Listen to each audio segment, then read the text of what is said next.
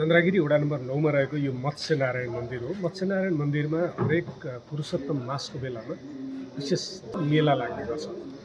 विशेषतः पुरुषोत्तम मासको बेलामा यहाँ आएर स्नान गर्ने, यहाँको जल सेचन गर्ने र मत्स्य रूपमा, मत्स्य अवतारको रूपमा भगवान विष्णु यहाँ प्रकट भएको मान्यता छ र त्यही सम्झनामा यहाँ पूजाआजा हुने गर्छ। यो नेपालको एउटा विशिष्ट त्यस्तो मन्दिर हो जहाँ भगवानका 10 वटा अवतारहरू मत्स्य अवतार, पहिलो अवतार नै मत्स्य अवतार हो। त्यो मत्स्य अवतारको रूपमा भगवान त्यही कुण्डमा प्रकट भएको विश्वास गरिन्छ र यहाँ कुण्डकै माथि मन्दिर बनाइएको छ।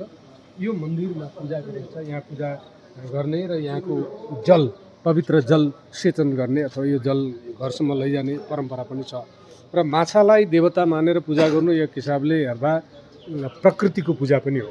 हाम्रो हिन्दू धर्मको ग्रन्थहरूलाई हेऱ्यौँ हामीले भने प्रकृति पूजक हो, प्रकृति नै परमेश्वर हो अथवा ईश्वर हो भन्ने मान्यता पनि यसले एउटा स्थापित गर्दछ भने मानवशास्त्रीय दृष्टिकोणले हेर्ने भने हाम्रा पुराणमा वर्णित कतिपय कुराहरू चाहिँ वैज्ञानिक दृष्टिकोणले पनि यी सहज छन् अथवा वैज्ञानिक तरिकाले पनि हेर्न सकिने छन्, जसको अमूर्त तरिकाले त्यहाँ व्याख्या गरिएको छ भनेर हामी बुझ्न सक्छौँ। मत्स्य अवतार अथवा सृष्टिको पहिलो अवतारको रूपमा हामी मत्स्य अवतारलाई लिने गर्छौँ।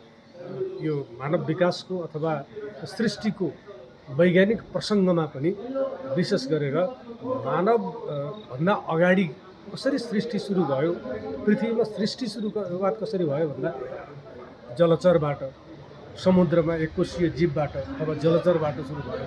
त्यसपछि जलमा पनि फलमा पनि अथवा उभयचरबाट, दुवैतिर पानी जमिनमा बस्न सक्ने प्राणीबाट सुरु भयो।